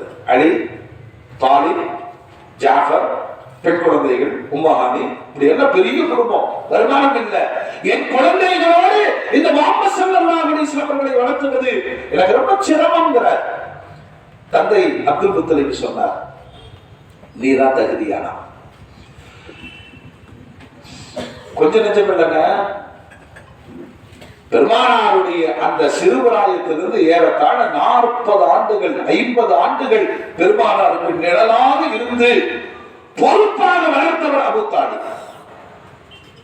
அவரை வளர்த்திருப்பாரு. அவர் மனைவிதான் ஃபாத்திமா பின்த் அஸத், அலி ரலியல்லாஹுடைய தாயார், ஜாஃபர் ரலியல்லாஹுடைய தாயார், தாலிபுடைய தாயார், அகீலுடைய தாயார். அந்த குடும்பத்தில் வந்து சேர்ந்த பொழுது இந்த ஃபாத்திமா ரலியல்லாஹு அன்ஹா சுப்ஹானல்லாஹ் பெருமானாரை தன் பிள்ளைகளை விட மிகுந்த கவனிப்போடு வளர்த்தார்கள். ஏன்னா எல்லாருக்கும் சொல்லப்பட்ட செய்தி இதுதான், இது சாமானிய குழந்தை அல்ல, உலகத்தின் தலைமை ஆளுமை இது. பாருங்க, அபூ தாலிப் சில ரகசியங்களை சொல்றாரு உலகத்துக்கு. அவருதான் சொல்றாரு, இந்த குழந்தையை கொண்டு வந்தவுடனே என் பசங்களை எல்லாம் கொஞ்சம் விட்டுட்டேன், எனக்கு முழு நேர வேலை என்னன்னா முஹம்மது ஸல்லல்லாஹு அலைஹி வஸல்லத்தை பார்க்கிறேன், படுக்கையிலும் கூட என்னோட நான் படுக்க வைத்துக் கொள்வேன் சொல்றாரு. இரவோட குழந்தைகளுக்கு வேக்குமா இல்லையா? நம்ம அம்மாமார்களுக்கு எல்லாம் தெரியும், எந்திரிச்சு டப்புன்னு அவங்களுக்கு ட்ரெஸ் எல்லாம் கழட்டி விட்டு ஃபேன் காத்து வர்ற மாதிரி வேர்வைக்கு காற்றுக்கு வழி வைப்பார்கள். அப்படி தூக்கத்துல இவருடைய ட்ரெஸ்ஸை கழட்டி இருப்பார், காலையில் எழுந்து பார்த்தா ட்ரெஸ் போட்டு கொடுத்திருப்பார். நான் வளர்த்த என் மகன் ஒரு நாளும் முழு நிர்வாண கோலத்தில் முஹம்மது ஸல்லல்லாஹு அலைஹி வஸல்லத்தை நான் பார்த்ததில்லை. பிறப்பிலிருந்தே அதிசய வெளிப்பாடாக வாழ்ந்தவர்கள் முஹம்மது ஸல்லல்லாஹு அலைஹி வஸல்லம். நிறைய அதிசயத்தை சொல்றார். ஒரு 12 வயசு நெருங்கும் பொழுது தன் பெரிய தந்தையிடம் பேசுகிறார்கள், உங்களுக்கே நிறைய குழந்தைகள் தான் இருக்கு, நான் பாரமா இருக்க விரும்பல, உங்களோட வியாபாரத்துக்கு வருகிறேனே, வேலைக்கு வருகிறேனே. மனமில்லாமல் அழைத்து சென்ற போது தெரிய வேண்டிய செய்திகளை அல்லாஹ் அபூ தாலிபுக்கு காட்டி கொடுத்தார். வேதம் படித்த பண்டிதரை பார்க்கிறார்கள். அந்த குழந்தை யார் என்ன முழு வரலாற்றையும் எதிர்காலத்தையும் அந்த பாதிரியார் சொல்லி, உடனே நீங்கள் திரும்பி போங்கள், இந்த குழந்தைக்கு உயிருக்கு ஆபத்து இருக்கிறது. 12 வயசுல வியாபாரத்திற்காக சிரியாவுக்கு போன பெருமானார் அடுத்து இன்னொரு முறை கதீஜா அம்மாவுடைய மேனேஜராக சிரியாவுக்கு போனார். இந்த 2 தான் வெளிநாட்டு பயணங்கள், வணிகம் சார்ந்த பயணங்கள். ஓவியர்களே, இப்படி வளர்த்த அபூ தாலிபுக்கு பின்னால் நின்று அவருடைய மனைவி ஃபாத்திமா வளர்த்தார்கள் வளர்த்தார்கள் வளர்த்தார்கள். சுப்ஹானல்லாஹ். பிறகு அவர்களும் இஸ்லாத்தை ஏற்றுக்கொண்டார்கள், மதீனாவிற்கு வந்தார்கள். அவர்களை பெருமையோடு பெருமானார் சொல்வார்கள், என்னை வளர்த்து ஆளாக்கி ஆதரித்த தாய். சும்மா தாய் வார்த்தைகளை சொன்னா போதுமா? வரலாறு ஓடுகிறது. ஒரு இடத்தில் ஃபாத்திமா ரலியல்லாஹு அன்ஹா பெருமானாருடைய மகளை மணமுடிப்பதற்கு சமூகத்திலே பெரிய போட்டி. எல்லாரும் கொண்டு வந்தாங்க. அங்க எல்லாமே சகஜம், வயசு வித்தியாசம் எல்லாம் கிடையாது. எல்லாரும், அதாவது பெருமானார் இங்கே பிறக்கிற பொழுது ஹம்சா அங்கே பிறக்கிறார். ஹம்சாவுக்கும் பெருமானாருக்கும் என்ன உறவு முறை சொல்லுங்க? பெருத்தா அப்துல்லா தான் கடைசி, பெரியத்தா இவரு மகன். அப்துல்லா மகனுக்கு முஹம்மது பிறக்கிற பொழுது அப்துல் முத்தலிபுக்கு ஹம்சா பிறக்கிறார். 2 பேரும் எப்படி உறவு சொல்லிக்குவாங்க? ஏய் சித்தப்பா நல்லா இருக்கிறீனா, ஏய் மகனே நல்லா இருக்கிறீ. அந்த காலத்துல அப்படிலாம் இருக்கும். இப்பதான் பார்த்து பார்த்து பேக்கிறோம். அருமையான உறவு முறை. பால்குடி சகோதரர்களாகவும் வருகிறார்கள். மதீனத்து வாழ்வில் ஃபாத்திமாவை பலரும் பெண் கேட்டு வருகிற பொழுது மறுதளித்த பெருமானார் அலியை கூப்பிட்டு கேட்கிறாங்க, நிக்கா பண்ணிக்கிறியா? அவர் அப்படியே சொல்றாரு, நான் வெட்கத்தில் தடை குடிந்து நின்றேன். அல்லாஹ்வுடைய ரசூல் 2 பேரும் கூப்பிட்டாங்க. ஹஜ்ரத் பிலால், உமர், போங்க போங்க நிக்காவுடைய ஏற்பாடு பண்ணுங்க. ஃபாத்திமாவுக்கும் அலிக்கும் திருமணம், ஃபாத்திமாவுக்கும் அலிக்கும் திருமணம். 2 ஃபாத்திமா. பெருமானாரின் மகள் ஃபாத்திமா, அலிநாயகத்தினுடைய தாய். சொல்லுங்க, அலிநாயகம் சொல்றாங்க, இவ்வளவு அற்புதமான இந்த குடும்பம், இந்த உறவு, இந்த திருமணத்தின் வெளியே ஏதாவது சங்கடங்கள் நிகழ்ந்து விடுமோ? இளைஞர்கள் புரியணும், அது எப்படி யோசிச்சிருக்காங்க பாருங்க. 2 ஃபாத்திமாக்களும் கருத்து வேறுபாட்டினால் சங்கடப்பட்டு விடக்கூடாது அப்படின்னு அம்மாட்ட போய் சொல்றாங்க. அம்மா ஃபாத்திமா, முஹம்மது ஸல்லல்லாஹு அலைஹி வஸல்லம் தன் மகன் ஃபாத்திமாவை எனக்கு பெண் தர இருக்கிறார்கள். அம்மா அவ்வளவு சந்தோஷப்பட்டாங்க. நபியினுடைய மகனை திருமணம் முடிப்பது என்பது சாதாரண விஷயம் அல்ல. குர்ஆன் சொல்லுகிறது ஃபைதா நுஃபிக ஃபிஸ்ஸூர் ஃபலா அன்சாப பைனஹும் யௌமஇதின் வலா யதஸாஅலூன். மறுமை நாள் வந்து விட்டால் சூர் ஊதப்படும். சூர் ஊதப்பட்டால் உறவு முறைகள் எல்லாம் காணாமல் போய்விடும். யாரும் உறவுகளை அழைக்க முடியாது. அதான் நியதி. அல்லாஹ்வுடைய ரசூல் சொல்றார் குல்லு ஹஸபின் வ நஸபின் யன்கதி இல்லா ஹஸபி வ நஸபி. எல்லா உறவும் காணாம போயிடும். என் உறவு நீடித்து நிற்கும். நாங்க எங்க துன்யாவிலும் நிற்கும், மன்னரையிலும் நிற்கும், மறுமையிலும் நிற்கும். நீங்க மறுமையில போயிட்டு அத்தா அத்தா வேலை நடக்காது, அம்மா அம்மா வேலை நடக்காது, அண்ணா வேலை நடக்காது. யௌம யஃபிர்ருல் மர்உ மின் அபி அஹி வ உம்மி வ அபி. அண்ணனை பார்த்தா ஓடிடுவாங்க, அத்தா பார்த்தா ஓடிடுவான். மறுமை அவ்வளவு பயங்கரமானது. பெருமானார் சொல்றாங்க என் குடும்பம் அப்படியே நிற்கும். வீட்டுல ஒரு கரும்போர்வை எடுத்து கொண்டு வந்த பெருமானார் ஃபாத்திமாவை அழைத்தார்கள், வாங்க. பேர குழந்தைகள் ஹசன் ஹுசனையும் அழைத்தார்கள், வாங்க. மருமகன் அலியையும் அழைத்தார்கள். அந்த போர்வைக்குள் வைத்துக் கொண்டு இவர்கள் தான் அகல பைத். இந்த குடும்பத்தினுடைய சிறப்பு என்ன தெரியுமா? உலகத்திற்கு 3 வழிகாட்டுதலை பெருமானார் தந்தார்கள். தரக்து ஃபீக்கும் அம்ரைன், 2 விஷயம் வழி தவறவே மாட்டீர்கள். அல்லாஹ்வுடைய வேதம், என்னுடைய சுன்னத், என்னுடைய குடும்பம். குர்ஆன் எப்படி வழிகாட்டுகிறதோ ஹதீஸ் அப்படி வழிகாட்டும். குர்ஆனும் ஹதீஸும் எப்படி வழிகாட்டுகிறதோ நபியினுடைய குடும்பமும் என்ன செய்யும்? வழிகாட்டும். உலகத்தில் அதிசயம் என்ன தெரியுமா? பெருமானாரின் பாரம்பரியம் ஃபாத்திமாவில் இருந்துதான் உலகத்திற்கு தரப்படுகிறது. அந்த பேர குழந்தைகள் ஹசன் ஹுசைன் இன்றும் சர்வதேச அளவில் பெருமானாரின் பாரம்பரியம் ரிகார்டிக்கலாக ஹசனையோ ஹுசைனையோ அகல பைத்துகள் இருந்து கொண்டே இருப்பார்கள். உலகத்தில் என் உறவு பாரம்பரியம் முடியாதுன்னா அந்த பாத்திமாவை மடம் முடிக்கிறதுனா சாதாரண விஷயமா? அழிக்கும் மருந்தும். பெருமானார் சொன்னாங்க ஃபாத்திமத்து பிதுஅத்தும் மின்னி, என்னுடைய ஈரக்கொலை துண்டு. நாங்க யாரு? ஃபாத்திமா. ஃபாத்திமாவை சந்தோஷப்படுத்தியவர் என்னை சந்தோஷப்படுத்தினார், ஃபாத்திமாவை கோபப்படுத்தியவர் என்னை கோபப்படுத்தினார். ரொம்ப பயந்த அதிர்வு இருந்தாங்க. 2 ஃபாத்திமாவை எதிர்கொள்ளணும், 2 ஃபாத்திமாவை.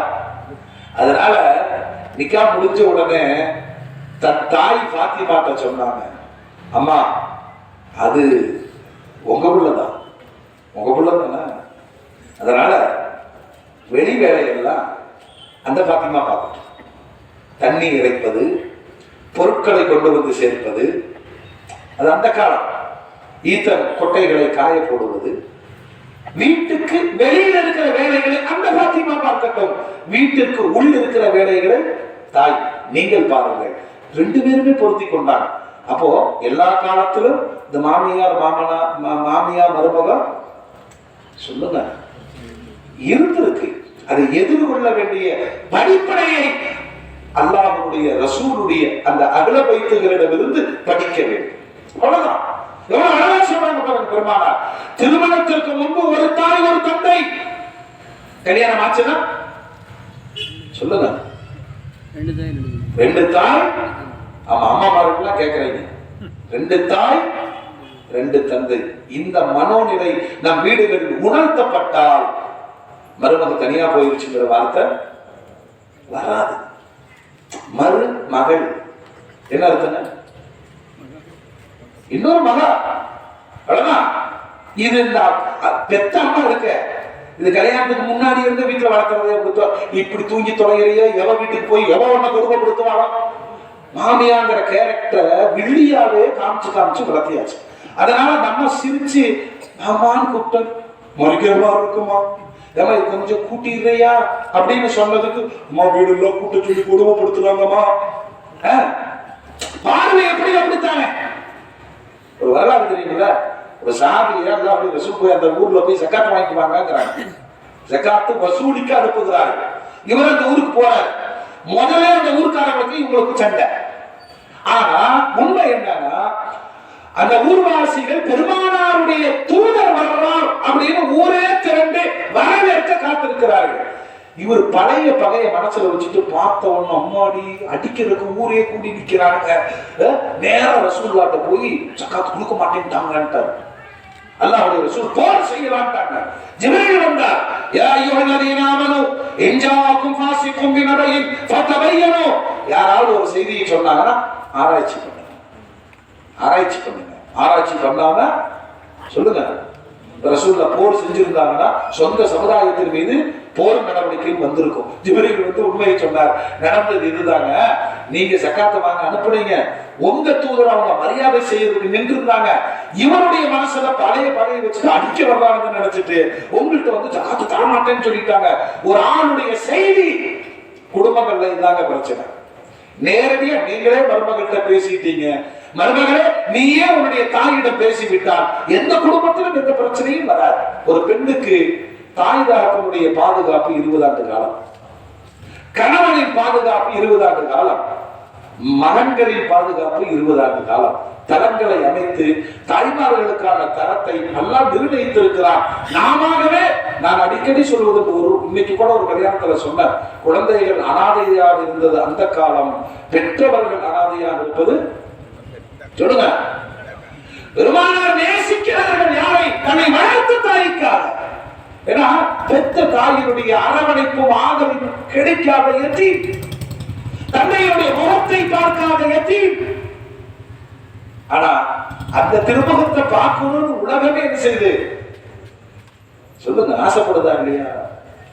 யார் என்னை கனவில் கண்டாரோ என்னையே கண்டார் அப்படின்னா என் ரூபத்தில் என் உருவத்தில் சைத்தான் வர முடியாதுங்கிறாங்க பெருமானார்.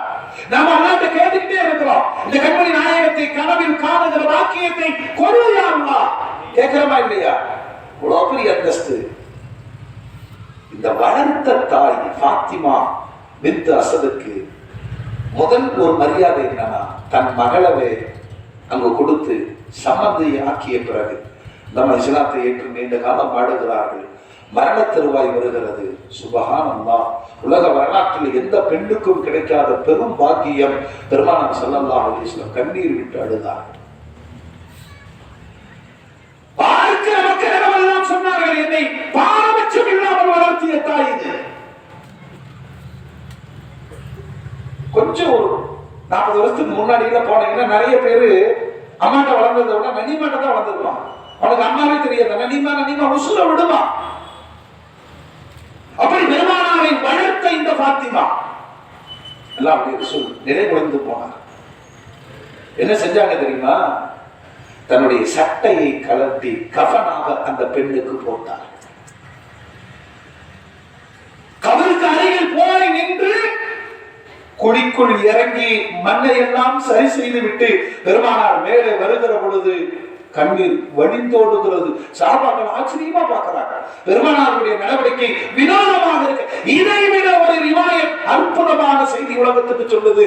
அந்த தாயை கபருக்குள் வைத்த பெருமானார் பக்கத்தில் சில நிமிடங்கள் படுத்தார்கள். உமர் நாயகம் கேட்டாங்க, என்ன அவசரம் யாருக்கும் செய்யாத ஒரு வித்தியாசமான வழக்கத்தை செய்கிறீர்களே, ஏன் அது? பெருமானார் விளக்கம் சொன்னார்கள், தாய்க்கு தாயாக என்னை வளர்த்தவர்கள், அதை என்னால சகிக்க முடியல. இந்த தாய்க்கான மன்னரையும் வறுமையும் சிறப்பாக இருக்க வேண்டும். என் சட்டைய கபனா கொடுத்த சொர்க்கத்தில் இருந்து அல்லாஹ் அவருக்கு ஆடையை தர வேண்டும் என்பதற்காக. இந்த பாக்கியம் நம்ம கிடைக்குமா? யாராவது ஒரு நல்ல ஸ்ரீதேவி சலவாத்து சொல்லி ஒரு மண்ணை போட்டாங்கன்னா அது பாக்கியம். யாராவது சம்சம் கொண்டு வந்து நம்ம மேல ஊற்றி விட்டாங்கன்னா அது பாக்கியம். போய் தொலைஞ்சாண்டான்னு வெட்டி வச்சாங்கன்னா அதை ஒன்றும் பண்ண முடியாது. நம்ம முடிவு ஜனாசாவில் கலந்து கொள்ளுகிற மனிதர்கள், சுமக்கிற மனிதர்கள், பேசிக் கொள்ளுகிற மனிதர்கள் தான் நமக்கான சாட்சிகள். சில பேர் மூத்தாயிட்டாங்கன்னு சொன்னோம், போடா மேட்டுப்பாளையத்தினுடைய முசீபத்து போச்சுடாங்க. அப்படி வாழ்ந்துடக்கூடாதுங்கிற சில பேருடைய மரணத்திற்கு ஊரே துடிக்கும். அது பெரிய சாதனையாளர், நல்ல மனுஷங்க, நல்ல மனுஷன், யார்கிட்டையும் பேசுவாருங்க. அவர்கிட்ட ஏதாவது உதவி கேட்டோம்னா நல்ல வார்த்தைகளை சொல்லுவாருங்க. ரொம்ப நல்ல மனுஷன். பக்கத்து வீட்டுல ரொம்ப நல்ல பழகுவாருங்க. பள்ளிக்கு வந்தா எல்லாரும் இப்படி பேர் வாங்கி அந்த ஜனாசாவில் அவருக்காக யாரோ ஒருவர் அழுகிற பாக்கியம் இருக்கிறது. இவர் சொர்க்கவாதியாக தீர்மானிக்கும்.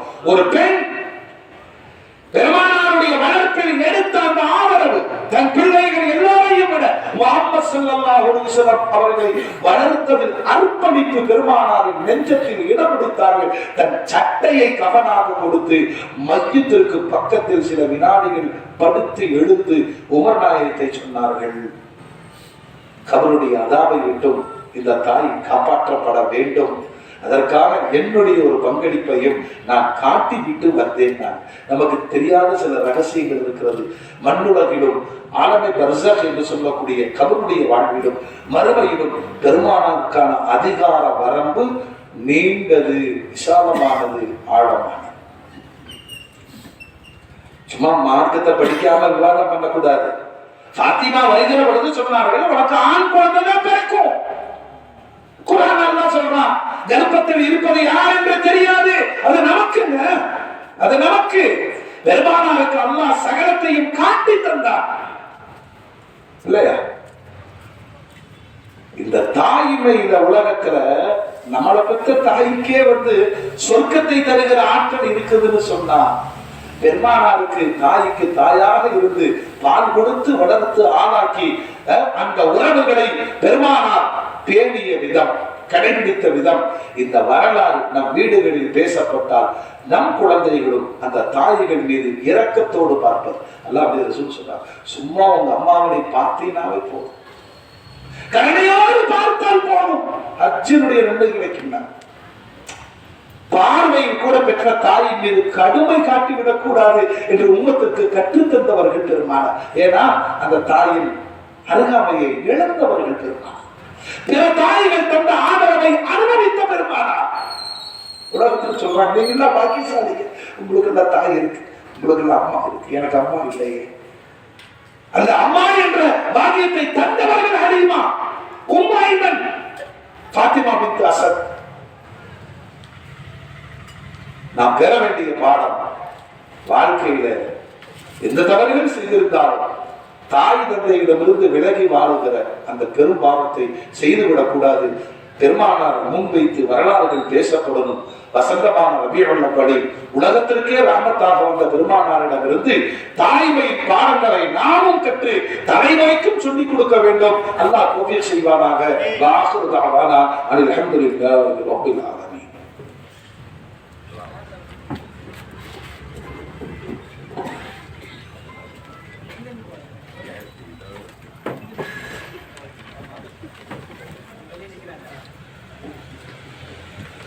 அல்ஹம்துலில்லாஹ். இன்றைய பயான் நிறைவேற்றது. இன்ஷா அல்லாஹ் நாளைய 5ஆம் நாள் பயான் இறுதி நபியின் இறுதி பேருரை என்ற தலைப்பிலே நமது சங்கைக்குரிய மௌலானா மௌலவி அல்ஹாஜ் அப்துல் மாலிக் சிராஜ் அவர்கள் சிறப்புரையாற்றுவார்கள்.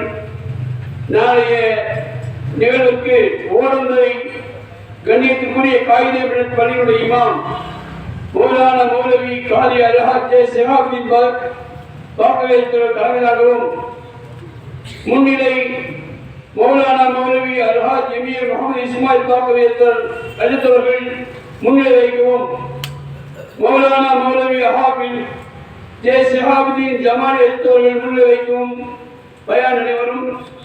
இப்பொழுது துஆவோடு நிகழ்வு நடைபெறும். அஸ்ஸலாமு அலைக்கும் வரஹ்மத்துல்லாஹி தஆலா வபரகாத்துஹு. அல்ஹம்துலில்லாஹி ரப்பில் ஆலமீன். அல்லாஹும்ம ஸல்லி அலா சய்யிதினா ஷஃபீஇனா மௌலானா முஹம்மதின் வ பாரிக் வ ஸல்லி வ கர்ரிம் அலைஹி عدد ما في علم الله صلاة دائمة بدوام ملك الله. يا ربي بالمصطفى بلغ مقاصدنا واسمح لنا ما مضى يا واسع الكرم. اللهم اجعل جمعنا هذا جمعا مرحوما وتفرقنا من بعده تفرقا معصوما. اللهم لا تجعل فينا ولا منا ولا معنا شقيا ولا مطرودا ولا محروما بحق سيدنا محمد صلى الله عليه وآله وصحبه أجمعين والحمد لله رب العالمين. صلى الله على محمد صلى الله عليه وسلم صلى الله على محمد صلى الله عليه وسلم صلى الله على محمد رب صل عليه وسلم. السلام عليكم ورحمة الله.